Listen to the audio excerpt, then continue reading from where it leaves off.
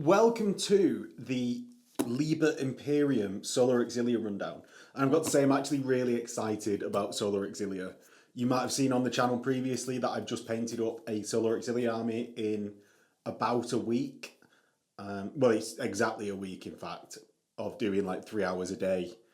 Speed painted that army, gonna get the battle report on the channel as soon as possible. I'm going to go over the book today because I'm absolutely ecstatic that basic humans are back in the Heresy. Yes! So let's start by going over the choices and general feel of the army. Now, the actual general feel of the army, I think they've reduced the breadth of it a little. They've restructured how your troops' Lasrifle sections will be used and structured. I actually really like the change that they've added command sections, though I don't think they work amazingly, but I really like their inclusion as just as a force structure type of thing. So I actually really like that. As I say, I don't think that we'll get to how they work when we get to the sections. I don't think they work great compared to just taking normal squads, but it is what it is. It's actually, I like the change because it's just another option that you can take, you don't have to. They've reduced the restriction on Lasrifle sections from 20 to 10, which I think is a main army style change because it affects what types of transport you can put them in, as well as being able to use them in ZM games. They've also expanded the platoons to being like, basically like command platoons, all platoons, like rapiers and now come in platoons. So it allows you to magnify the amount of choices you can take for each slot, which is really nice to get round the Force Org for quite a cheap army. And Doctrines, oh my god, Doctrines! They're back! It's that bit of 3rd, 4th edition from when they first came in that I remember, and amazing that they now in the Solar Auxilia army allowing that greater level of customization, that's the one, it's customization, that's the word. Right, how does the Solar Auxilia function? So they now come in tertios, so that's, the tertios are 1 as a minimum because otherwise you're not selecting a choice, but 1 to 3 squads in a tertio, and that can be, as I said before, Lasrifles. It's now Veletaris, which are elites in most armies, now coming like tertios of Veletaris, which are like your veterans, and you also have like a command section with rapiers and your basic command, which now comes with veterans, which are companions in the HQ slot. So they all operate as a unit. They can move independently of each other and activate reactions independently of each other. But the main benefit of the tertio after force selection is that if you're within 3 inches of another unit from your tertio, you can do the same reaction as that unit. You still count as reacting, but you can do the same reaction without expending any reaction points. So they all, say you overwatch with your Lasrifle section, all the Lasrifle sections within 3 and in the same tertio will get to do that reaction. So if you have 3 blocks of 20 Lasrifles, 60 Lasriflemen are overwatching with that 1 point being spent. And I think that's necessary with there being more units in the army because it would water down, and each unit's strength is less than a Marine, right? So if you didn't have that, it would water down the strength of the reactions. And I think it's a very good rule. If any units from that tertio are placed into reserve, all of the units have to be. So if you want 1 command squad in reserve, everything in that tertio has to be in reserve. So that can come into it when we discuss especially the command HQ tertio. So yeah, I think it's a really good rule. It balances out the fact that your individual units are weaker, and it can get really scary when you do a return fire or overwatch with a 60 Veletaris and things like that. It really can be quite crazy if you can be forcing those reactions from your opponent. Next, into cohort doctrines, and this is your entire theme of your force. I think really you're going to be using a doctrine most of the time because there's doctrines with not really any downside, so why would you not use one of the doctrines? You've got to take a legate commander, which is the basic HQ choice. Yeah, Legate Marshall, sorry, not Legate Commander. And it's not really a downside. I think you're going to be taking that anyway. It's a Leadership 10 model, and we'll come into why that is like just 100% necessary to have in your force in a second. So you get the solar pattern cohorts, and this isn't locked by loyalist or traitor. Either can have this, even though it's solar. It's just because it's initial founding of solar, I imagine. So that is where your Veletaris Tercios count as troops choices. Veletaris Tercios all gain line. Veletaris Tercios may also select Aeveos transports to do the flying circus build. You may not include more than a single Armoured Tercio or Artillery Tercio, and that's separate, so it's not to one of each. And it's not too much of a downside, I wouldn't say. It's a Lehman Russ is setting you back like 150 points each. Before you've maxed out your armoured section, you're not to one. So that's like 1,650 points or something, like at minimum. So it's not too much of a downside as when you initially read that. But I think that's really good. It makes them into what you were seeing in edition 1 a bit more. So my army is built to be Veletaris heavy because they were initially included in first edition in just the normal Tercio. So that's a natural one for me to play because I've got a lot of Veletaris that I want to be line. Next, the Ultramar pattern cohorts. You've got the Lasrifle sections the Tercios can include up to 6 Lasrifle sections instead of just 1. Now that both plays into you can have up to 120 Lasrifles in each Tercio, or you can use 6 lots of 10 to get the same amount in 6 squads as you would in 3 squads, and that allows you to basically waste overspill wounds onto your Lasrifle sections. I think it's really useful. You're still getting the Overwatch because they're all part of one Tercio or the multiple reactions. I do think that's really useful. Made less useful by the fact that you've got lots of troop choices and there's only Lasrifles that you can put in there. But it also comes with the additional benefit of Auxilia line command sections and rifle sections gain +1 to hit when in base contact with at least one other model from the same unit. And, well, I'm using all my models on movement trays because I'm going to have minimum 200 models in a 3k army. So if you're in movement trays, they're in base contact, and they have a special rule, which we'll get into, that means that you've got to be within 1 inch of other models in a Lasrifle section.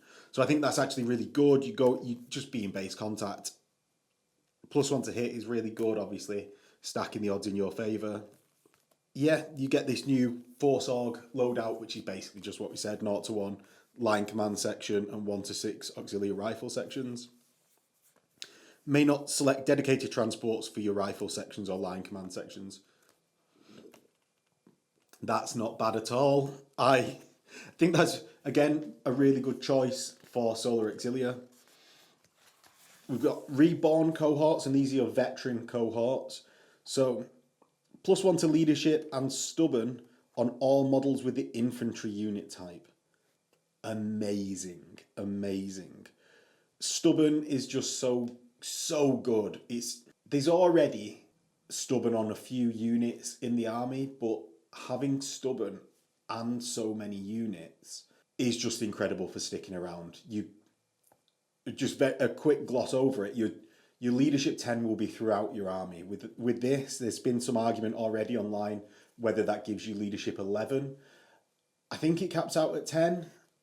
That's my personal take on it, but stubborn leadership 10 is amazing, and then even when your leader goes down, it doesn't matter too much. Having that stubborn can be a negative in this sort of army. Like I played militia a lot in version 1 and had stubborn by having Alchem Jackers. Now, you sometimes actually want to, or you pretty much always want to run away after the assault because you want to shoot in your turn at the unit that's just assaulted you. So that is actually a double-edged sword. But with Night Lords and Fear and everything coming into it, it's still an amazing special rule. What I would say to counterbalance that, and it fits in with the veteran theme of Reborn cohorts, is I would say you want to keep your squad sizes small. Definitely. Weirdly, so that when someone runs into you, they are at least small in terms of like 10 models, so that they wipe you out in one combat phase, and then you get to unleash on the squad that's just assaulted you for the rest of the turn, in your turn. In any game turn which you've not moved, a unit in this detachment with the cohort doctrine may re-roll all fail to hit rolls of 1. And that isn't for infantry, it's everything. So your Lehman Russes will re-roll, your artillery will re-roll, your flyers, I suppose, have to move, so can't re-roll. But yeah, everything that doesn't move, re-roll in 1s. Anytime you can get re-rolls in a list, it's really good. This, if you have Lasrifle sections in abundance, is one of the better ones, I would say. And I'm going to say that to a lot of these, actually. I really like all the doctrines. So you may not include more than a single Armoured Tercio, may not include more than a single Artillery Tercio. We've gone through that. Now, this is the big downside.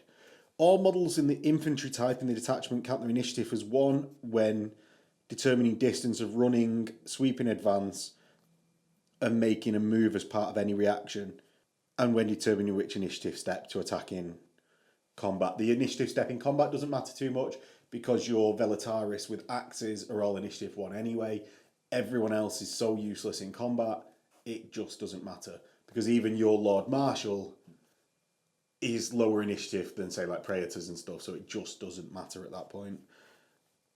It's not too big of a downside other than the fact that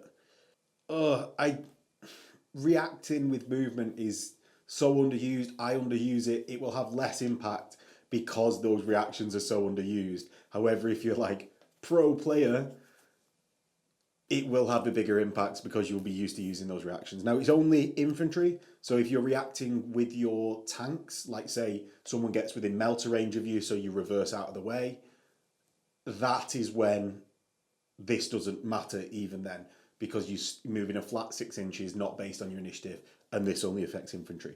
So I don't think it's too big of a downside, but I think it's just one of the bigger downsides of the doctrines. So Armoured Fist pattern cohorts. This is not like actually guard Armoured Fist squads. This is for using Lehman Russes as your troops choices. Now, they don't go in line, so you'll still need to use your Lasrifle sections as your line troops. But if you want to collect a massive Lehman Russ army, Dave Smith, I know you've got a massive Lehman Russ army, even though you've got loads of infantry anyway. This is for that. Now, it's not going to be as good as it would have been last edition because tanks just aren't at the same level as they were last edition. But it's still quite good. You get the Warlord trait of 5 up invulnerable save and +1 BS on your command tank, which is a Lehman Russ, surprisingly. And all infantry must begin the battle embarked on a transport or in reserves. However, they don't instantly die turn 1 if they are out of a transport at the start of their turn 1. So it's much better than the Marine version of this Rite of War or doctrine. So next we get the penal pattern cohorts, and in which this is where your guys are breaking from tradition. If you want to actually do militia before that PDF or however they're releasing it is released, this is where you will come, and it's actually quite a nice one. It's obviously for people being on punishment duty. Iron Warriors have quite a lot of penal pattern cohorts because they were the corpse grinders and always got allocated the penal battalions, amongst others. I will say, I don't massively want to use this other than for replacement militia, but it could be quite nice. I have actually thought a couple of times, maybe I should. So you get Fury's Charge 1 on your Tercio, and you also lose the... here we go. That you lose the Close Order unit subtype in which your Lasrifle sections and companion sections get. And that's actually not too much of a downside that you lose that, because it mainly is for purposes of helping you with shooting Lasrifles. So yeah, Furious Charge 1, you may replace your Lasrifle or Volkite Charger with a Las Carbine, Las Gun, Stub Carbine, Auto Rifle, Shotgun for no additional points. Now the main one out of there is the Carbine, which is Strength 3, or the main difference from a Lasrifle that you might want, is that Strength 3, Assault 3. A Las Carbine is Range 12, Assault 2, Strength 3. A Las Gun is Rapid Fire, Range 24, Strength 3. This really is for basically making your guard equivalents with inferior weaponry.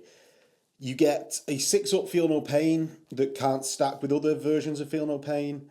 If you get another one, you've got to select one. But, surprise, you're not getting better than a 6-up from medics in the Solar Auxilia list. So, or at least in the non-unique units one. So, it's not too bad at all. It's actually army-wide really good. It's saving you quite a few points. It doesn't take up transport space. You can't use more than one Veletaris Tercio. That can be a bit limiting because it's the infantry that you're going to be, I'm going to say spamming, but it's not really a spam when there's about 10 choices in the entire list. But it can be a downside, but it sort of fits with the theme of that penal legion or cohort. Next, you've got Feral Pattern cohorts. Infantry with this unit type gain the Fear 1 special rule for 25 points a unit. You also gain counterattack 1 when in formation, so within 3 inches of another unit. What would have been quite nice, I actually thought, was if the Tercio would have allowed counter charges as the advanced reaction if you were in like Tercio range of someone. But this sort of fits it a little bit. It's really good, I would say, that Fear 1. I wouldn't put it on every squad, it'd become much too expensive. But Fear is amazing. We all know this by now. Fear is amazing. And it's in there. So, all units in the detachment using this cohort doctrine must make an assault and must make a charge if they're within range to make a charge. You can sort of play that with your movement phase, though. You're not compelled in the movement phase to move forward or anything. So it's actually not too bad. You can still charge when you want to charge. All detachments with the Loyalist Allegiance count you as distrusted allies in the Allies matrix. It's a thing. It's just a thing. Siege Pattern cohorts select Artillery Tercios and Armoured Batteries as both elites and heavy support. And you can re-roll the scatter dice, but not the d6, for any time you scatter with a blast weapon or barrage weapon. All units in the detachment with this cohort, with the option to select a dedicated transport, must select that option at the normal costing points, but do not have to start the battle embarked on the dedicated transport, like in other Rites of War and Doctrines. Not that great. It's good for theme, this one, but it's not that great in the current edition of the game. Artillery has been neutered out of existence in 2.0 much too heavily, in my opinion. Artillery should strike fear into people, and it just doesn't in 2.0. So sadly, not the greatest. And finally, we've got the Iron Pattern cohort. You may select Castellax and Thalax as elites choices. Captains, Marshals can select a Cortex controller for 15 points. Your Legate gains the Master of Automata, so can join Automata squads, which is actually really good. I think it weirdly might mean you can join a Cyclops demolition vehicle, but I don't know. Think many people are after that as an option. But yeah, you can join Castellax, Thalax. I believe if you battle brothers, you can join Iron Circle and Domitars and stuff like that. Well, you can do if you battle brothers. Next, you may not include more than a single Armoured Tercio, which is slightly weird because surely they're prioritising machines, but who knows. And then we've got may not include more than a single Artillery Tercio. Again, weird because that's the Artillery Tercio isn't including the artillery tanks. So I think you can still include artillery tanks in that. And I will just look it up just to make sure I'm not giving out terrible information. Yeah, so you can still include artillery tank squadrons, as many as you want, but you've just got limit on the ones that are actually walking, in like the rapier batteries and stuff. So that is the Doctrines. I actually really like the majority of them. I like the ones, they're not so terrible as Doctrines go. The ones that I don't think are very good. The bits that I don't think are very good about them are the generic units aren't very good. Like as the example, the artillery batteries just being useless. The Iron Pattern cohort, I don't think is brilliant, because I think you can just, unless you really want that Master of Automata, take an allied detachment of mech, maybe, because then you get, I suppose you only get 2 troops choices. It's just not the best. I like the first like sort of 3. I like 6 of them. I can't narrow this down. I'm going to end up with like 5 Auxilia armies. Honestly, it's going to happen. So next, on to the Legate Marshall. And this guy's a bit of a baller, but you're weirdly not going to want to put him there. So he's 85 points, or she's 85 points. Movement 6, which is pretty standard across all pre-post humans in this. You've got weapon skill, ballistic skill 5, so pretty good. Strength, toughness 3, 4 wounds, which is really good. And I've seen some complaining about this online, that, well, he's more than a normal Praetor. It's less toughness though, and his wounds is a bit of an abstract characteristic. It's plot armor is how I think of wounds, so I won't worry about it too much being more than a Praetor, because it'll still go down too fast. Initiative 4, 4 attacks, which is good. Leadership 10 and 3 up save. You've got Las Pistol, close combat weapon, heavy void armor, which is the 3 up. Refractor field, frag grenades, crack. Your heavy type. You've got cohort doctrine to allow you to take cohorts, independent character, stubborn, and battle hardened 1. So you're not getting doubled out until power fist level, which is really nice. I think it keeps you more survivable, doesn't it? And yeah, it's really nice. It's really nice. So you can swap your las pistol for one of a number of options, but I think the better ones, and this is how I've already modelled my Legate Marshall, Inferno pistol is just really nice at that ballistic skill 5, overwatching, shooting it, getting the 2 shots. It's really nice for doubling out those Terminators, and it's only 5 points a model for each Inferno pistol, so why would you not? You can then exchange a close combat weapon for one of the following: power weapon, Charnable Saber, Thunder Hammer, Power Fist, Paragon Blade. None of those are doubling out the opponent is the problem. So I think this is where Paragon Blade starts to come in, because you've not got that, even with Brutal, you've not got that instant death capacity against a Praetor. So I would start going for that instant death capacity with the Paragon Blade. You can take Artificer Armor for 10 points. I think worth it for 10 points, because you can tank hits in 2.0, can't you? So you can bounce it onto the Legate Marshall. And it's not the nicest of options to say that. It makes me die a little inside, but it's part of the game, isn't it? You can Mastercraft 1 weapon for 10 points. Good. Iron Halo 20 points. Do it. Cyber Familiar 15 points. Do it. For that 3 up invulnerable save. Now, what is of note here is your leadership 10. And that is going to come into it. And the reason I say that don't really trick this person out too much is the leadership 10 is going to be army-wide, because of you've got independent character, and when you join a squad with a command vox, the leadership of any model in the squad can be transmitted by the command Vox to any squad with a Vox interlink. So on the next page, we've got the Command Tercio, and this, I recommend everyone taking a Command Tercio, because this is your access to special weapons. So you get one command section and not two companion sections. So 105 points for a command section, that's 4 models and can take an additional 5 for 12 points each, which is really nice. They've got weapon skill, ballistic skill 4, now 2 wounds each, and they've all got refractor fields, all got melter bombs, which is really, really nice. They've got close order, which means they all come with las rifles. And basically, close order means that you can move and shoot. If you move 3 inches, you count as stationary when moving, basically. So heavy weapons that you might have moved with, if you've only moved 3 inches because of close order, you can still fire them as if stationary.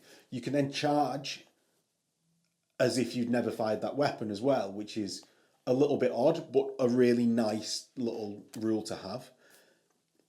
Now, why would you want that? You want that because your las rifles have 2 modes of fire. Now, one of them is the lighter section is 2 shots, heavy 2, 30-inch range, strength 3. Great for double tapping at 30-inch range. You actually beat tactical squads by the time they walk into your range, and with the las rifle section, you beat the tactical squad with bolters. You've got a second type, which is range 18, strength 6, AP 4, heavy 1. Now, weirdly, this is good for, it's statistically around the same for taking out Marines. It's actually really good against save 4 up. So against other Solar, this is your go-to, I think, because it ignores the armor of the other Solar. So really good. And then with close order, you can move and fire that. You're only moving 3, but you can move and fire it. Now, one thing that caught me out until I read it a bit closer was that you can actually move your full distance with close order.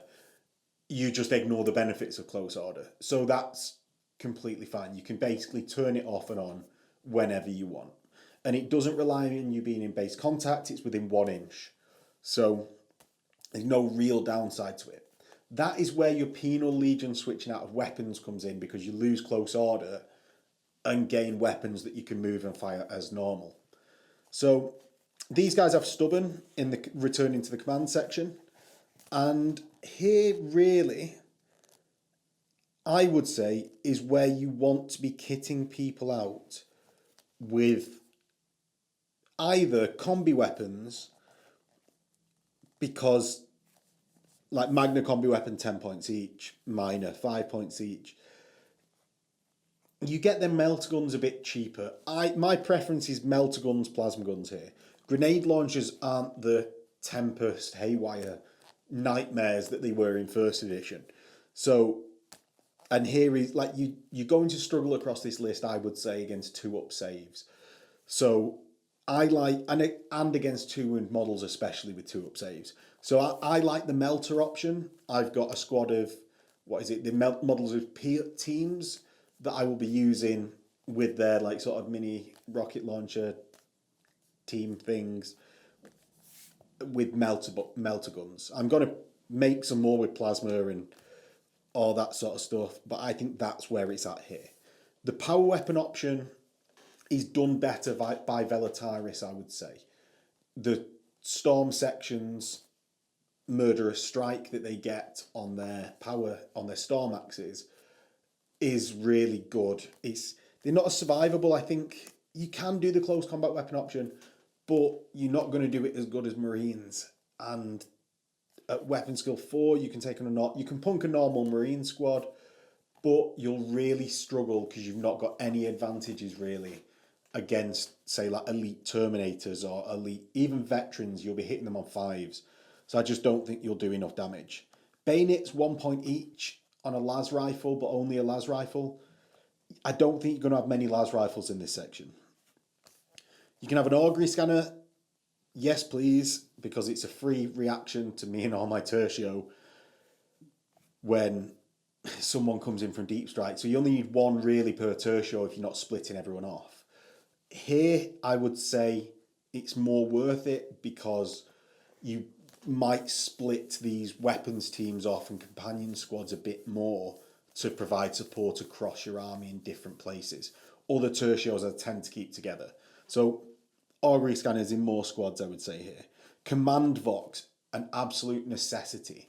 Now, here is I would say you want to put your Lord Marshal because it's a bigger dump of wounds for you to have that Lord Marshal in.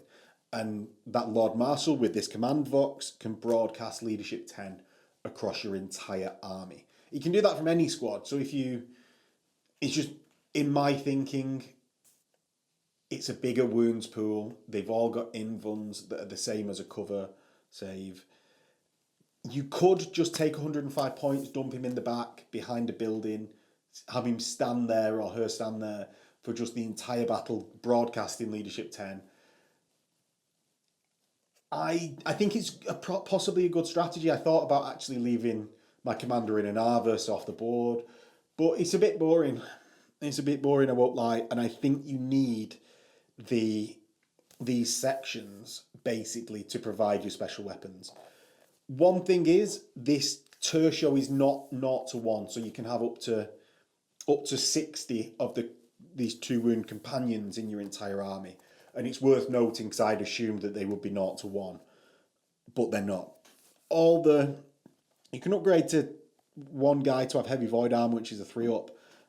I wouldn't bother relying on your wounds. It's hard to recommend. They've got lots of options. It's really nice, but really the special weapons, Plasma, Melter, I prefer Melter. Especially, you can get transports, Dracosan, Aurochs. I really like Aurochs at the moment. Keep them cheap. And yeah, the Aurochs, we'll just go over it quickly in the Auroch section. But I really like Aurochs. The Dracosan is too expensive. So the companion sections, everything I just said about the last squad, these are exactly the same and exactly the same options, except they get a Vox interlink instead of a Command Vox. It's in the command section. You get those Command Voxes. So it's a big wound pool. They're ballistic skill 4. You can have up to 10 of them per squad. Plasma, Melter. It's the same squad as last. So, yeah. Pretend I'm saying all now what I just said. But I do think these are key to your army for getting in that AP2 and high strength AP2 at that. So that's why I prefer the Melter over the Plasma. So next, into Elites, we get the Auxilia Veletaris Tercio. Now these in Solar detachments, Doctrines, can be troops choices with line, remember, as we're going through this. So you can get, in your Tercio, up to 3 units, and this is one, I think, the downsides of the command section. So it's 0 to 1 command section, 1 to 3 Veletaris Storms, 0 to 1 Veletaris Vanguard. Your command section is 90 points with 5 to 10 troopers, it's 8 points each to gain an additional trooper. It's a good option. I would say it just becomes that bit expensive because you're getting 10 straight away with the Storm section. You don't get a massive benefit for the command section other than access to the Command Vox. The Command Vox is 10 points. You're only Leadership 8 though, so broadcasting Leadership 8. What I would actually do, really, is have 1 spare Command Vox across the army, because that will give all of your squads in the army, even your Veletaris Storm sections, it will at least bump them up to Leadership 8, which is that little bit better, isn't it? If you were in a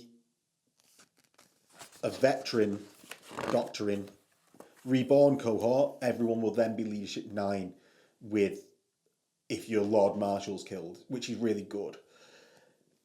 This is where the one argument for having your command tercio, because that's Leadership 9 base anyway, maybe you put your Lord Marshal in a different command section. There we are, the right page.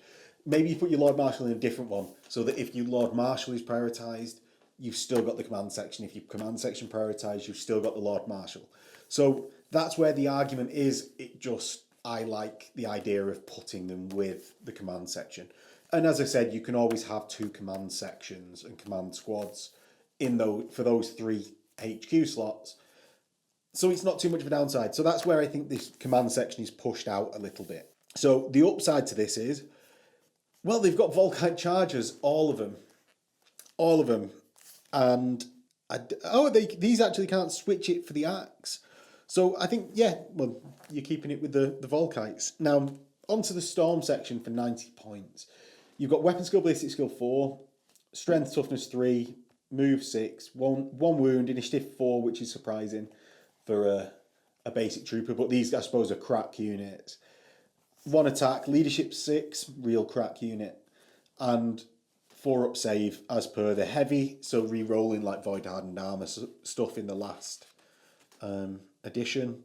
They can take a Dracosan or an Aurochs if you're not more than 10.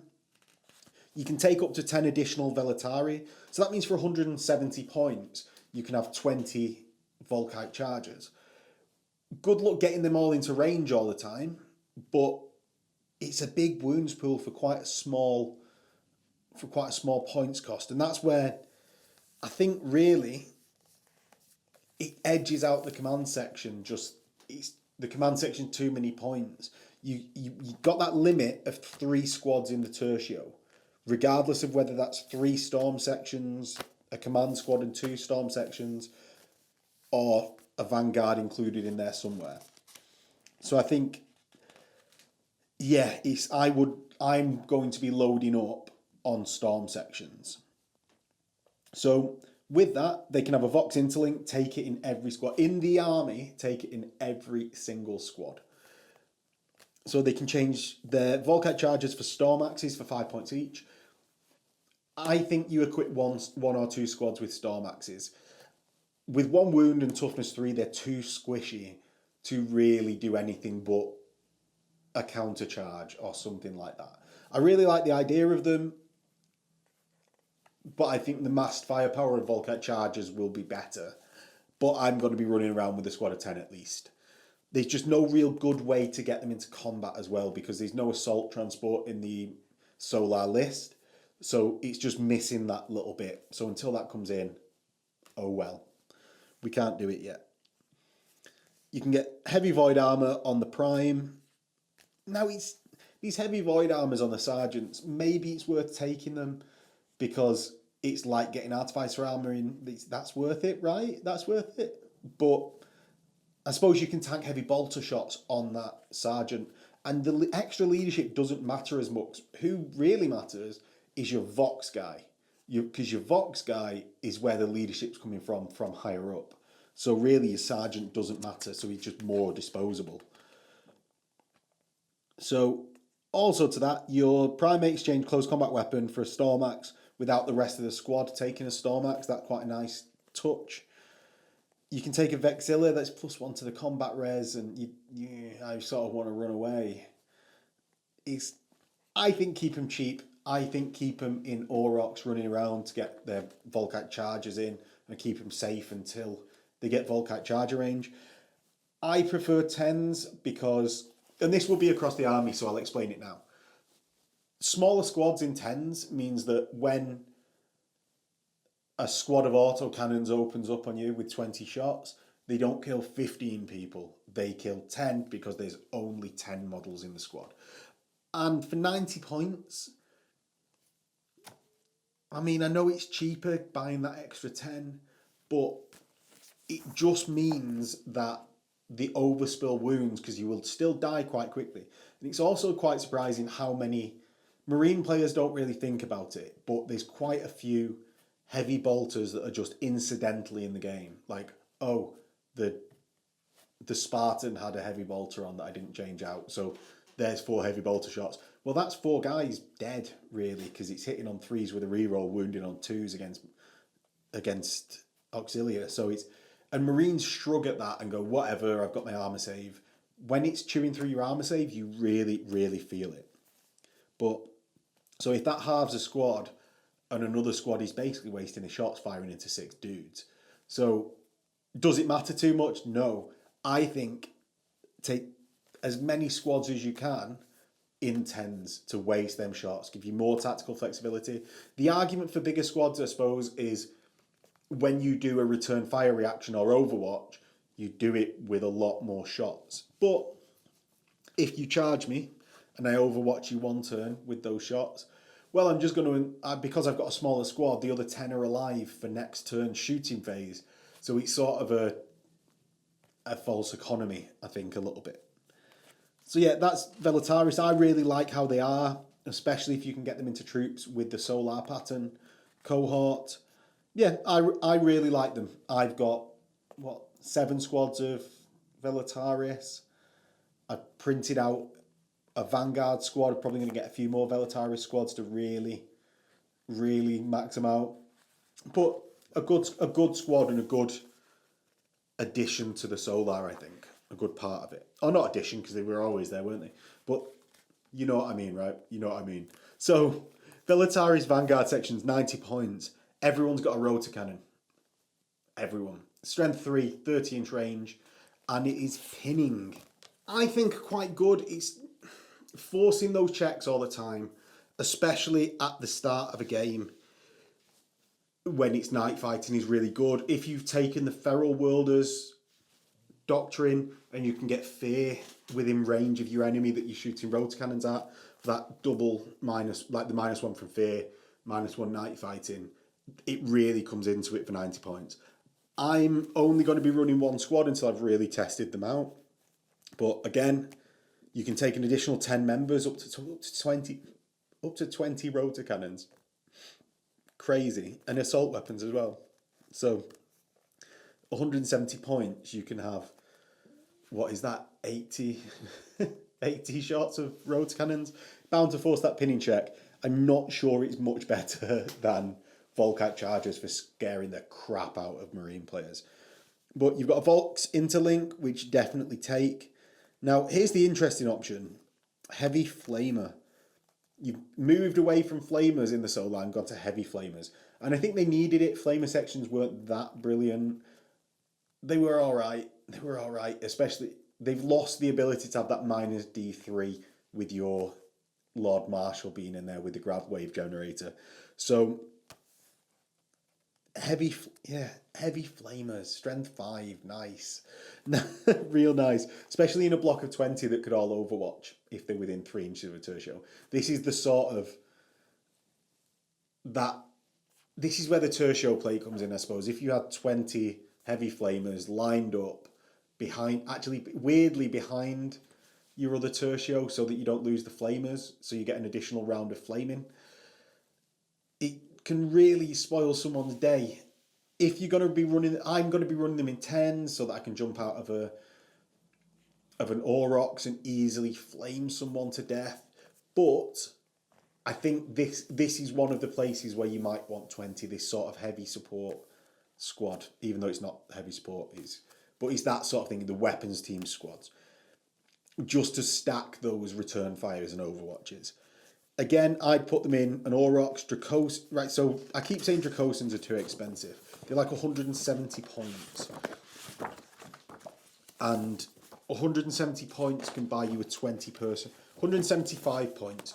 So for every time you put a squad in a Dracosan, just think you could have had another 2 squads for that one squad in a Dracosan. I don't think that's worth it at all. So then on to Medicae, 15 points, 0 to 1. The stats are sort of incidental. It's a normal stats for an Auxilia. You get Las Pistol, close combat weapon, Auto Medicus, because apparently you as a Solar Auxilia player only need a 6-up, feel no pain. I suppose it could get it didn't get too crazy last edition, did it? With the medics with feel no pain, but yeah. You get that, feel no pain, 6-up. If you're walking about, it's worth it. They're only 15 points each. If you are walking about. However, if you are a basic squad of 10 in an Aurochs, you can't get a medic because your medic becomes 11th and Aurochs only fit 10, despite the fact that Marine and other, even the Dracosan went to 22 capacity, but the Aurochs stayed at 10 for some reason. So you can't have a medic or a 10 Veletaris or Lasrifle squad. Bit of a shame, but I'm not missing them too much. I'm not going to be, because of that 6 up feel no pain. It's just not that brilliant, especially in a 10 Veletaris squad. The calculation is, to me, it comes down, it's 8 points for a Veletaris, 15 points for a Medicae section, and I'm saving less than 2 statistically. So again, more squads, I would say. If it was a 5 up feel no pain, complete game changer. But until then, I'm not missing him too much. Solar Auxilia Surgeon Primus, Aeveos Jovann, 60 points. So you get the character with the auto gurney up to 3 Medicae orderlies, which are 5 points each. Got Bitter Duty, so can weirdly, I believe, join Sharonite Ogryns, which also have Bitter Duty, because they have that special rule. We'll go through what he does. He got his auto gurney. When a friendly model within 12 is removed as a casualty, the controlling player may choose to roll a d6 and consult the table. On a 1, the model isn't removed, but is left in play on 1 wound, but then will die at the end of the turn, at the end of the next player turn. So that's pretty crazy. But until that point, it gains +1 to strength and attack, so fights a bit harder. So it keeps him in the battle. On a 2 to 5, he's not removed as a casualty and remains in play on a single wound, so really good. Inspired Restoration remains in play on a number of wounds equal to the wounds characteristic in its profile, so it comes back on full wounds, which is really good. Really good. Keeps your Lord Marshal in play on 4 wounds. Now this is loyalist only, so it's only loyalist armies that's really benefiting this, but I suppose it is the Liber Imperium. So if the unit that includes Aeveos Jovann also includes 1 or more medical orderlies, you may remove one of those models to use this rule an additional time, or add or subtract 1 from the dice rolled. So basically those 5-point medical orderlies are additional expenditures you can use that turn, 1 time only. And I think they're worth it for 5 points each. Well, each time, even if you just use it to save a Veletaris, that's 8 points. So it's been worth taking that medical orderly. Bloody Infamy. All units, friend or foe, within 12 inch must reduce their leadership characteristic by 1. In addition, may never be the army's warlord. That's pretty crazy, but it sort of makes him work against your army. So anyone that he's helping survive is also at a reduced leadership, which isn't brilliant. Though it might be if you put him on near the front lines and you want your army to run away from them, from that close combat so you can shoot people, it might be a benefit to you. Low target priority. You can't be targeted by a shooting attack or by any unit or trigger any reaction unless at least 1 model from the attacking unit is within 12 inches of the same unit of Jovann. So it comes to an end if you shoot, including as part of a reaction. Next, on to Sharonite Ogryns for 120 points for 3. You get Feel No Pain 5, natural, Hammer of Wrath 2, Rage 2, Death Frenzy, Bitter Duty, and Bulky 4. So your stat line is Movement 7, Weapon Skill 4, Strength 5, Toughness 5, 3 wounds, Initiative 2, Strength 4, Leadership 6, 4 up save. And they're 40 points each additional, so there's no squad tax with these. Now, these are a really good countercharge unit. It's potentially worth having at least 1 in your army. They get the Sharonite Claws, which are...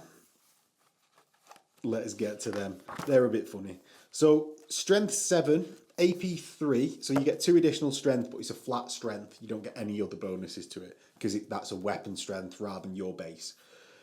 You get 2-handed, because both hands have been surgically removed, and Rending 6, so you can get into those 2-up saves. AP 3 sort of isn't as good as it was last edition, because people can choose to tank on their 2-up saves. However, I still think they're quite good. Where these fall down is that there's no assault transports again in Solar Auxilia. So it's really hard to actually get them there doing stuff. They'll be much better in Zone Metalis than they will in the normal game. Because, yeah, they're running across the board, which is not a great place to be. They're not, I don't even think good enough to be I suppose I was going to say they're not good enough to be a distraction card effect. Maybe they are in this low priority book, because these are your entire army's low priority targets, other than say like things that are like Russes or things like that. So we'll get onto the Auxilia Infantry Tercio. These can take 0 to 1 command sections, 1 to 3 rifle sections. Command sections are 65 points. They're line, close order, character, and line and close order for the normal infantry. You've got weapon skill, ballistic skill 3, strength toughness 3, 1 wound, initiative 3, 2 attacks per veteran in the command section, leadership 6, 4 up save. Lasrifle, void armor, frag crack. Again, it suffers from the fact that you don't need these to be providing leadership to the squads. They can't give orders. They've not even got good enough leadership to be worth having a command vox on. I'd potentially even just take a Veletaris squad with a command section to get that command vox, because that can broadcast to the rest of the army. It's not too great. What they are is modelling opportunities. Sadly, it's, not brilliant. What I will say is, don't take them. Don't take them. I really like them as a squad. I'm going to have 5 Duda command sections in my army, but I wholeheartedly can't recommend people taking them game wise. It's just going to be, oh, that looks like a nice platoon of a 5 squad and 2 10 Lasrifle squads. Game wise, they're not going to be great. Really, really sadly. Onto the Lasrifle section. Now, this is the big change of the list. 10 dudes in the big change of the list. There's actually loads change. But there's 10 dudes in the section, 60 points, and it's your only troops choice, really. They've all got Lasrifles. They've got basic stat lines of 3s across the board, leadership 6, movement 6. Lasrifles, they're heavy 2 or heavy 1 on the blast, as they went through in the companions.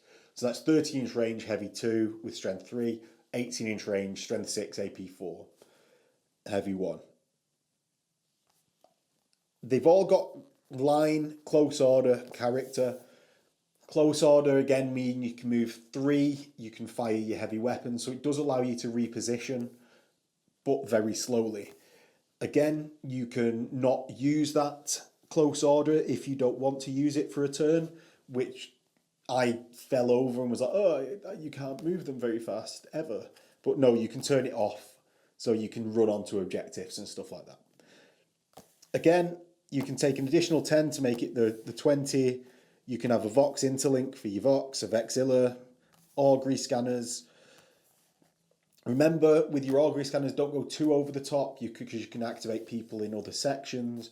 And remember, you only have 3 reactions per phase that you can possibly do. Where it might be good to have these Augury scanners, I suppose, is for night fighting, which will be a big part of it, which potentially means it's necessary across the army, because night fighting is so good, which is what you potentially need them because you're a shooting army.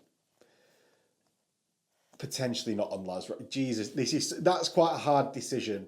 Do you think it's worth having Lasrifle shooting at 30 compared to 24? Potentially not. But it's only 5 points. You decide here. I cannot make that decision yet. Lasrifles probably won't do enough damage for one turn that it is. I like them in 10s, as I said. I'm going to be using them in Aurochs, or actually I think I'm going to be using them in trucks which are being used as Aurochs, because I wanted a ramshackle look to my Solar Auxilia. So yeah, or I don't think there's many of the options aren't that, do you know, like, I don't think they're brilliant for taking. I think Bayonets, if you go in with the Feral Worlders, just so you get that additional +1 to the strength, so you're charging at strength 5. But it's sort of like the Auxilia Sergeants, I wouldn't say don't put anything on them, just keep them cheap. Nothing's worth, maybe a Chanabal Saber, I wouldn't go crazy on him. With that, you're going to have a lot of these, or just infantry in general, because we're now in the infantry meta. Tanks don't really matter as much, I would say. So get used to painting Lasriflemen. Next, Dracosian Armoured Transport, 175 points. Movement 12, Ballistic Skill 3, Front 13, Side 12, Rear 11, 5 hull points. Capacity 22. You've got a Gravis Las Cannon on the front, which is quite nice. You can take a Flare Shield for 25 points, so you're effectively 14 on the front. Dozer Blade 5 points. Pintle Multi-Laser 10 points. Pintle Multi-Laser. A Demolisher Cannon 50 points. Takes the transport to 10. And it makes it 225 points. Which is just, it's too much. It's already too much, 175. Like I've already said that within this list. I don't see myself ever using Dracosans in this format. They're just far too many points. And Demolish Cannons aren't brilliant. They're just not great. It brings the transport to 10. And it makes you 225 points. Now, a Demolish Cannon isn't too bad. It's strength 12, AP 3. Ordnance 1, so you're going to be penning all the tanks that you fire at. However, it's only Blast 3 inch, it's only Rend 6+. It is Brutal 3 though, which is pretty good. And it's going to be doubling out everything in the game really, except for, or every Marine in the game. Is it worth it? Not for the 225. It's too small of a blast now. It'll just be allocated onto models which people don't mind taking it on, like that 1 wound breacher or whatever. It can take out, it can do a hull point to tanks, and it can't explode them. So I just don't see it being worth the investment of 225 points to chip off a hull point. So next, on to Aurochs, 30 points, movement 15, BS 3, front side 11, rear 10, 3 HP, 10 transport capacity. Sadly not 11. It only comes with smoke launchers, but searchlights for 5 points, multi-laser for 10 points. And I think the multi-laser is going to be the way to go here. A multi-laser's 36 inch range, strength 6, AP 6, heavy 3. So unchanged from last edition. And I think it's that bit higher strength. It's quite nice. It's quite cheap. You're already taking the transport. I'm going to be putting multi-lasers on mine because strength 6 is nothing really to sniff at. It's wounded Marines on 2s. It's doubling out other basic humans when we get other basic humans in there. And you can even ping it into the sides and flanks of tanks like Predators, Vindicators. It will wound them in the side. So, and you can get lots of these. You're already taking lots, I think, in a standard militia army. So, onto the Aeveos, 75 points. You've got movement 20, side armour, front armour 11, rear 10, 2 hull points, 12 capacity. You've got vehicle, flyer, hover, transport, searchlight, smoke launcher, searchlights, deep strike, infantry transport, 1 hull access point to the rear. So it's lost the ability to take las cannons on the wings, which it used to have. That's a bit of a shame because my Valkyrie that I would be using as an Aeveos has a las cannon. But it is what it is. It's just deep strike onto the table, immediately disembark is basically the plan for this, or fly it on, I suppose, and try and be out of interceptor range. Yeah, it is what it is. It's not too brilliant. So you've got Divisio Aeronautica Primaris Lightning for 150 points with 2 centerline mounted las cannons. You've got BS3, got Deep Strike. they're just not what they are they're not what they were. I should say not. They are what they are. They're not what they were in the last edition. It's not massively a great option anymore. 2 Kraken penetrator missiles just probably isn't enough to justify it for 185 points.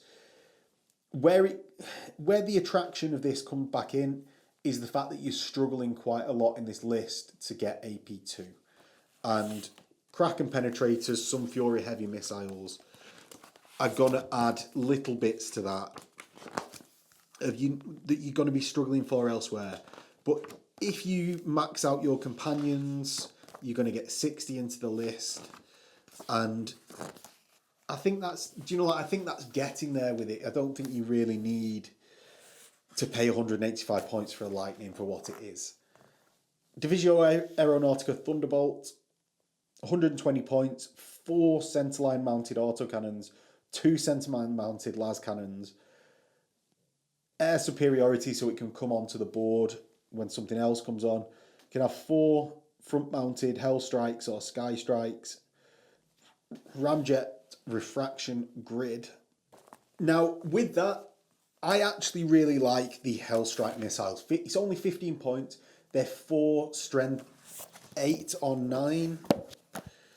4 strength 9 AP2s that are additional to this. I think it's got enough weapons with 4 centerline mounted autocannons and 2 centerline mounted las cannons. So there's 8 shots of autocannons, 2 shots of las cannons, and then another 4 strength 9 AP2s, all for 135 points. I think this is the flyer of choice in this edition. I think it's really good, the Thunderbolt, in this edition. And I will be taking the 2 that I've got at home unpainted as fast as I can paint them, basically.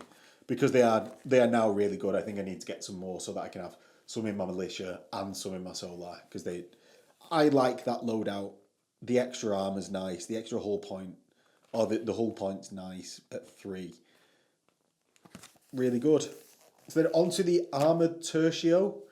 So we've got the Leman Russ command tank for 200 points, or command section, and it is a command tank. Got movement 12, and this will be the profile for all the Russes. Movement 12, front 14, side 13, rear 10, and 4 HP. On the command section, your BS is 4. You get outflank on the command Russ. You've got heavy bolter and battle cannon standard, searchlights, smoke launchers.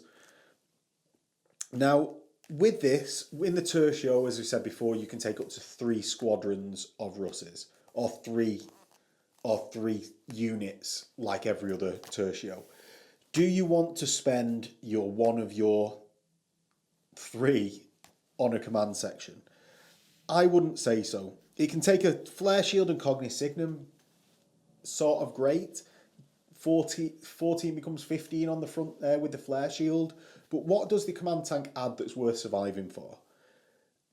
Not too much. You can exchange your hull mounted heavy bolter for something slightly better. You can get a Cognis Signum, but then your Russ isn't firing then. So basically, it's an extra 50 points for 1 extra BS, and then another 20 if you give the rest of your squadron plus 1 BS. But I just don't think it's worth it. I don't think it's worth it over just taking more Leman Russes that's going to be firing. If I can take a Leman Russ that buffs the squadron or another Leman Russ, in this particular case, I'd take the extra Leman Russ that is just on a squadron of its own. So saying that, it can join other squadrons, so that's alright, but it's just not really worth taking. The battle cannon, strength 8, AP4, heavy 1, 3-inch blast, pinning. The pinning's nice, the AP4's not. Battle cannons I already didn't like in the last edition, and I don't think they're great this edition. So a Leman Russ Strike Squadron, 150 points. That's 1 Leman Russ battle tank, and you can get an extra 2 for 135 points each. These all have outflank. They're tertios, so they can all react when something comes in. You can change your battle cannons for 2 turret-mounted Gravis las cannons for free. 2 turret-mounted Gravis autocannons for free. I think you're going to be taking the 2 turret-mounted Gravis las cannons for 4 total las shots for free instead of that battle cannon. 1 turret-mounted Vanquisher cannon with coaxial autocannon for 5 points. That is quite nice. It's quite nice. I don't think it's the best option in there. I think the 2 turret-mounted Gravis las cannons are, to be honest. You may change your hull heavy bolter for autocannon multi-laser heavy flamers for free, las cannons for 10 points. Dozer blade 5 points. I wouldn't bother with the pintle mounts, really. Wouldn't bother with the hunter killer missiles. Yeah, it's... I've yet to try them out. I think with armor value 14 they might be okay because they're quite cheap as well. And I think the 2 turret mounted Gravis las cannons will be really good in games. With that, tanks aren't as great this edition, but in the Solar list, as I've said before, you're struggling for that high strength AP2, and this is where you'll get it. This is where you'll be able to start putting down those Terminators, veterans that are coming your way. And I think it needs to be done somewhere. Even if tanks aren't that brilliant, you need something that has that, and these do. Also, outflank is a nice touch, but I don't massively like outflank in this edition because someone can just bubble wrap the outflank marker. If you put it really far back into your own lines, well, I might as well start it on the board or just drove on from my board edge. Yeah, I'm not the biggest fan of outflank this edition because of the ability to wrap the marker. So Leman Russ Assault Squadrons, 200 points. They've got movement 10 instead of 12. BS3, 14, 13, 10, 4 hull points. They don't have outflank, but they do have a Demolisher Cannon. They can change that Demolisher Cannon for a Plasma Cannon or a Volkite Macro Saker, both for free. So which one of them do you want? So a Demolisher Cannon, Strength 12, AP 3, 3-inch blast, Brutal 3 as we said. You've then got the Volkite Macro Saker, which is Strength 6, AP 5, Heavy 8, Deflagrate. To note there, the Strength 6 means that it can return fire on the vehicle. So actually negates one of the weaknesses of vehicles that they have in this edition, which is not being able to react. So 3 of them, and I suppose it's quite a lot of points at 600 points, but 3 of them with the heavy 8 tops, and then also maybe autocannons or multi-lasers on the hull, because multi-lasers can react, may be a really good choice. So it's maybe worth considering that because this entire unit will be able to react then. You can then also put on a multi-laser on the top for 10 points, still being able to react. And it becomes a bit more of 12 full points for 600 points, which is comparable to a Kratos at like 500 points, and a lot more shots for that money. Finally, the Plasma, which I turned away from before like an idiot. So the Plasma Execution Cannon, Strength 7, AP 4, Large Blast 5-inch, Rending 4+. It's free, it's worth a try. The Large Blast it's quite hard to get Large Blast, which can become AP2 now, or become AP2 quite easily. So I think it's worth trying, but my favourite loadout is back to the Strike Squadron of the Gravis las cannons, to be honest. I'd try the Plasma Cannon I think it's definitely better than the Demolisher because it's got a much higher chance of AP2, even if it's not doubling people out. So yeah, that is Leman Russ Squadrons, and we'll get on to Artillery Squadrons, Artillery Tercios now. So, Artillery Tercios. You can take 0 to 1 command section, 1 to 3 rapier batteries, tarantula sentry batteries. Your command section is like any other command section, except you can take a Cognis Signum. Do you want to do that?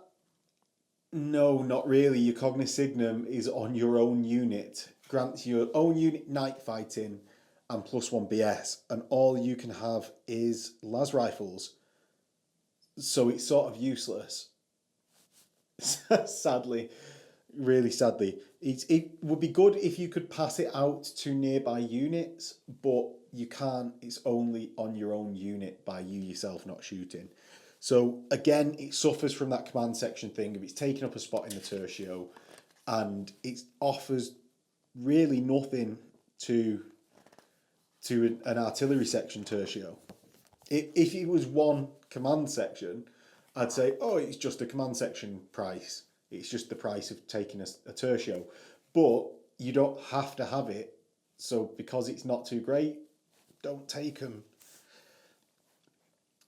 So Tarantula Sentry batteries for 60 points. They're Ballistic Skill 2, Toughness 4, 2 wounds, Leadership 5, 3 up save.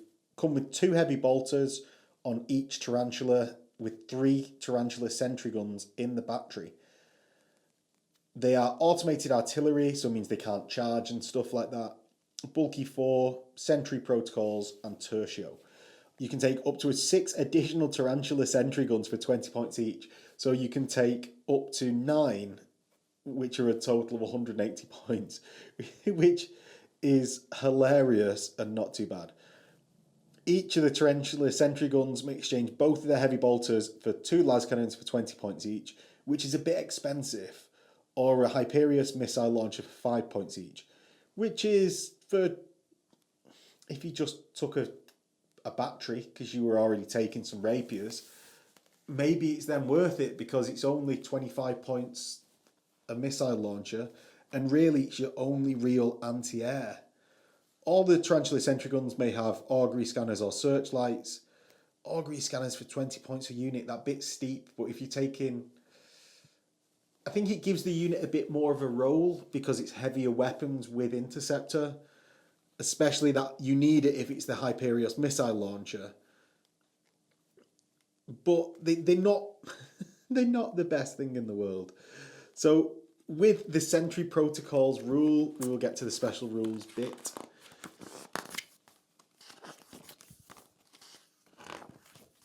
Sentry protocols. A unit that includes any models with a special rule must make a shooting attack targeting the enemy unit which has the closest model in line of sight during any model attacking.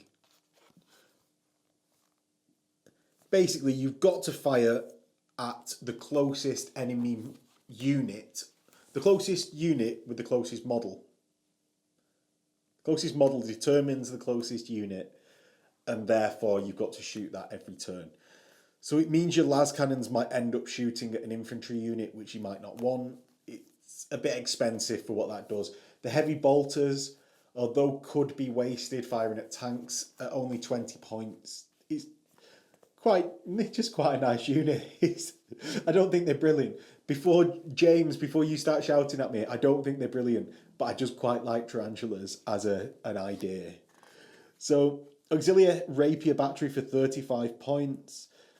Rapier Carriage and 2 gunners. Rapier Carriage is toughness 5, but doesn't confer that to the squad because it goes off majority now. They have got artillery and heavy for the infantry gunners. Relentless, the Rapier Carriage only, and artillerists on the Auxilia. So you're moving 4 inches a turn for the Rapier Carriage. They can't react, so don't really benefit from Tercio because they're artillery. They've got a Gravis multi-laser battery, which for 35 points is quite nice. It's like 6 shots, strength 6. Although it's AP 6, you're not missing that versus a heavy bolter against Marines, and strength 6 being Gravis is actually really nice. So an additional 2 for 35 points each.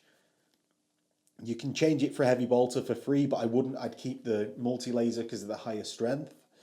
You can take laser destroyers for 25 points each, which it's a little bit steep because your ballistic skill isn't the greatest.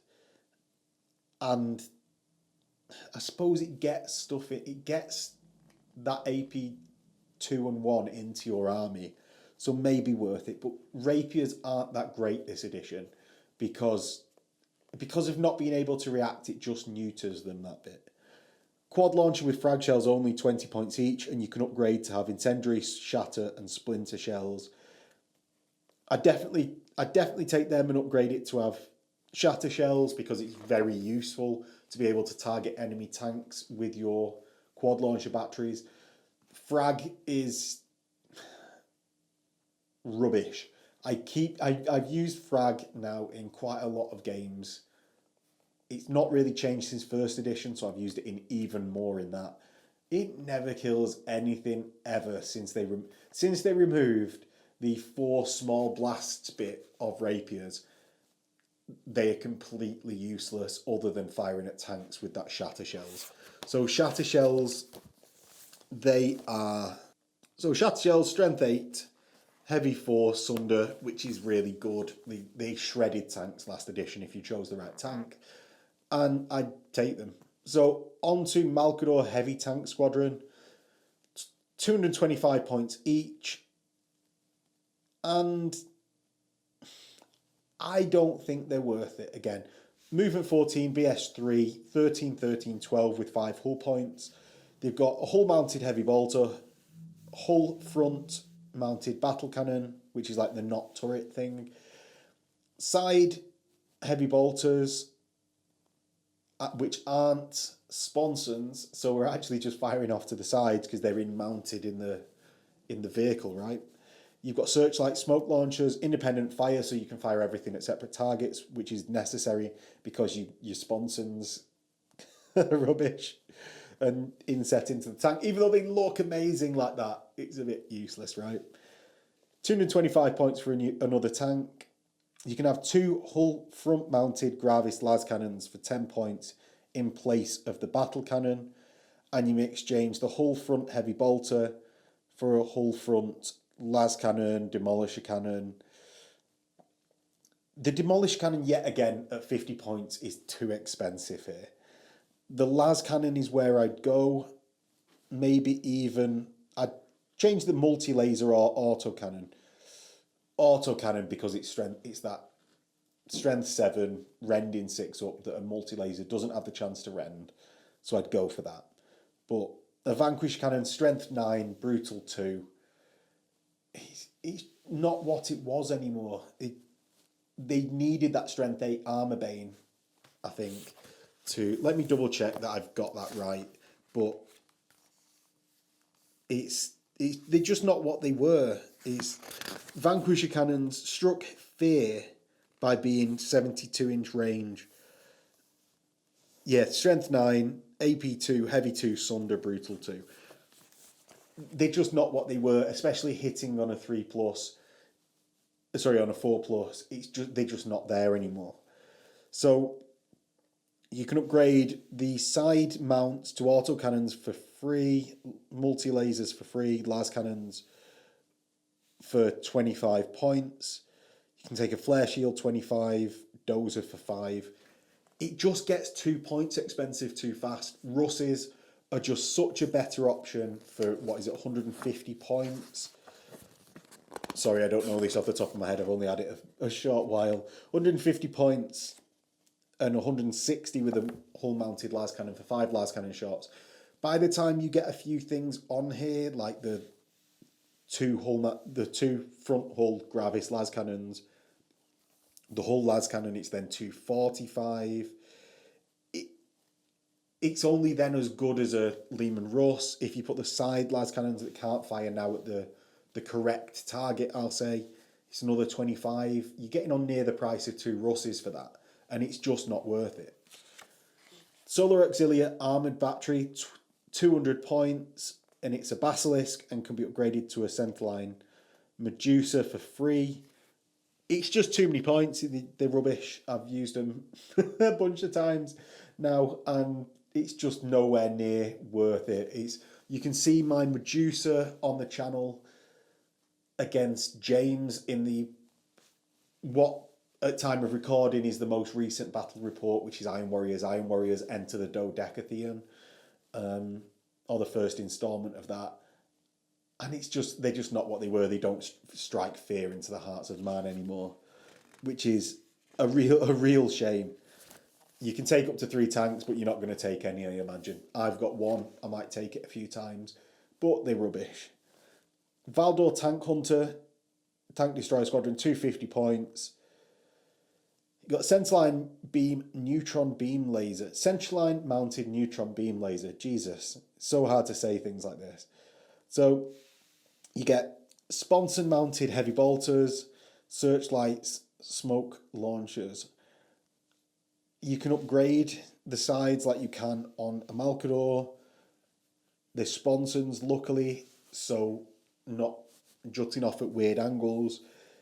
I would I upgrade it to a las cannon? Is neutron beam laser? I think it's an ordnance weapon. So neutron beam laser is ordnance 2, so I wouldn't upgrade anything. Strength 10, AP 1, concussive 3. Concussive 3 is really nice. Shock pulse is quite nice. Is nice because it's making other things snapshot. But the things that you really wanted to make snapshot aren't too scary anymore. So it's not massively vital that you do that. The concussive is really good, but at 250 points for 2 shots, would I take it? No, because I could get 10 shots of las cannons from Russes for that. And this isn't an army where, at points of comparing AP2s, I think you can really quibble about it. You've got so many options and points that will be invested in, like Volkites and things that are just putting out so many shots. You need to seize your chances for good AP2 where you can get it. Solar Auxilia Cyclops Demolition Vehicle for 35 points. These now come with an auxiliary operator who has reinforced armour, las pistol, and Detcon unit. The Cyclops has automated artillery and heavy. The auxiliary operator has heavy. So they're independent operators, so you don't deploy them together. You may take a dedicated transport for each Cyclops in the unit, which may be an Aurochs, Arvus, or Dracosan. They're not assault transport, so don't though. You can take 35 points for an additional Cyclops. Would you... So the movement 5, you now... Basically what it is, you have to charge to activate your Cyclops. They can only charge into... A weapon with this special move may only be used to attack vehicles, dreadnoughts, or automata types. Any model with a movement characteristic of 0 or dash, buildings, or fortifications. So you're very limited what you can attack. Now what do? They're strength 10, AP 1, armor bane, melee, instant death, brutal 2. So you can blow up big Roberts and you can do an AP 1 strength 10 hit on a tank. It's worth it for the fun. I've got 3 that I will be using as soon as I get the right operators for them. They're very limited in their usage now. You sort of want to be taking out tanks fast because although we say tanks are worse, they can still put out a lot of damage when they're just left to do shooting phase after shooting phase. So you do need to take them out, and because this has to charge stuff, it's only got movement 5, you've got no assault transports, all of that adds up to late game tank hunting with a Cyclops. It's going to be hard to pull them off, but for 35 points, throw one in your list. It will be fun to use, and they're just not going to strike the fear of the D-Blast into people like they did last edition. Next, onto Malcador Infernus Squadrons for 300 points. These are Lords of War now, and you get a centerline Inferno Cannon, Sponson Heavy Flamers, a bunch of upgrades, but really what we want to know, what does the centerline Inferno Cannon do? Because we know from the Malcador what your stats are. So the centerline Inferno Cannon. So the Inferno Cannon is Hellstorm template, Torrent 9. Torrent 9 is really nice. Strength 8, AP 4, Breaching 6, Concussive 1. So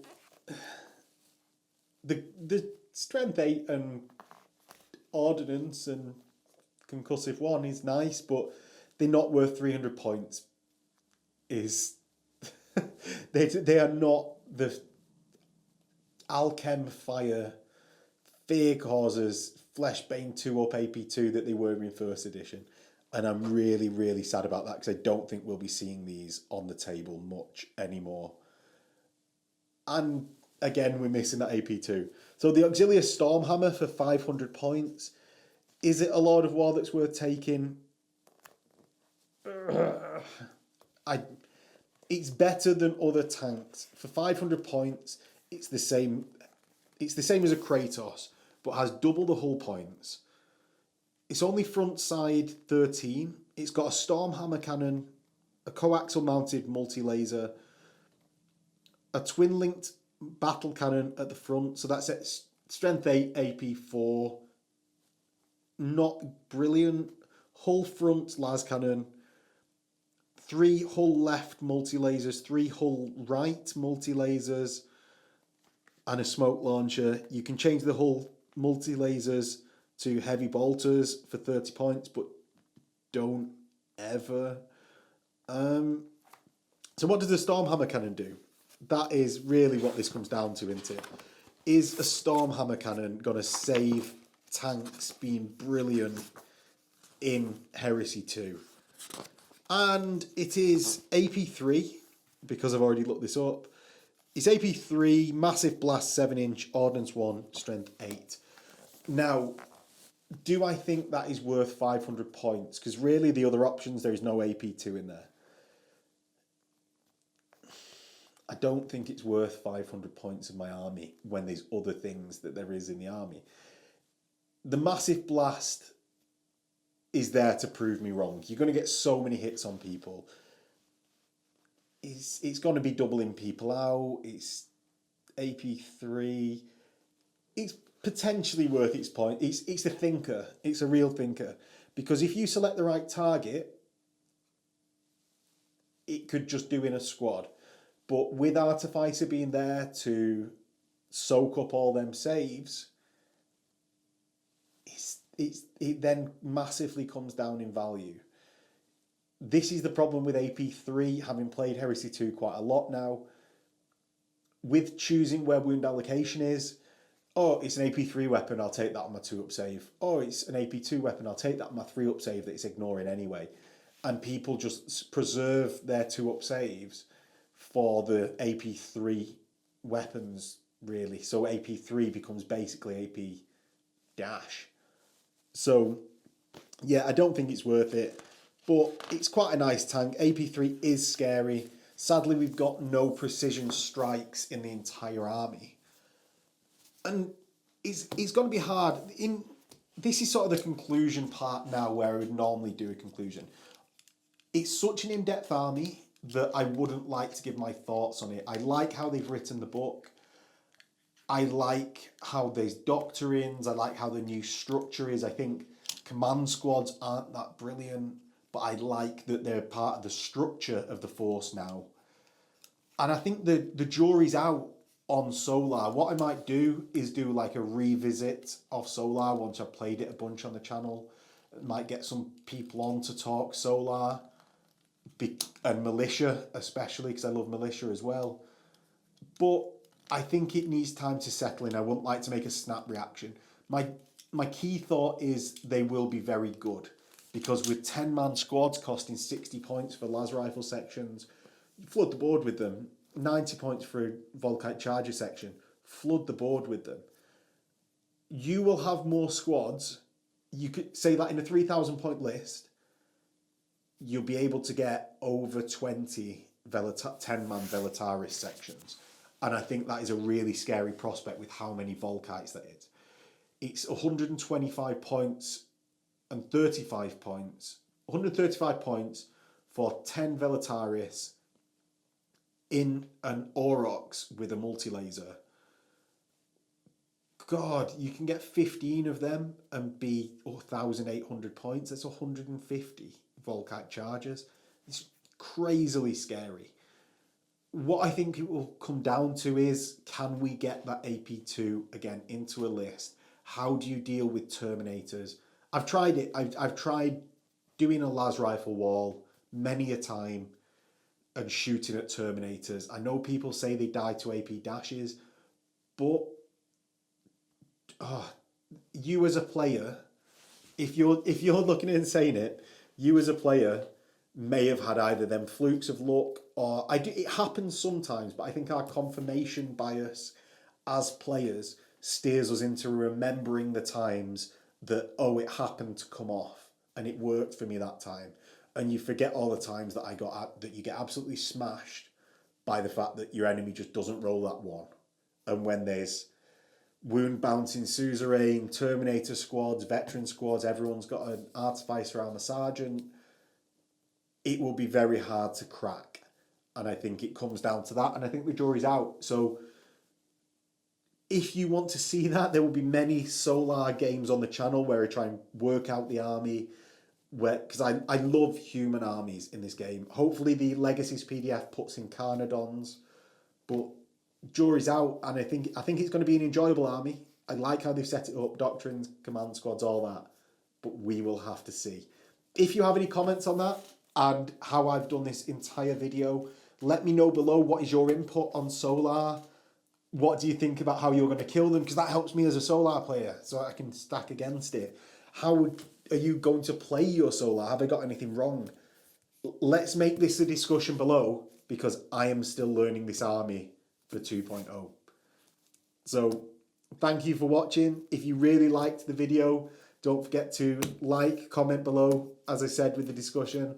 Subscribe, it will really help with the analytics and let me know that you guys want more of this sort of content, so I will make more if you like, comment and subscribe. And if you really liked it, there is a Patreon link below, as well as a link to the War Office, where you can get 30% off new releases, like this book. So I will catch you next time, and next time will be a Solar Auxilia game. In a bit.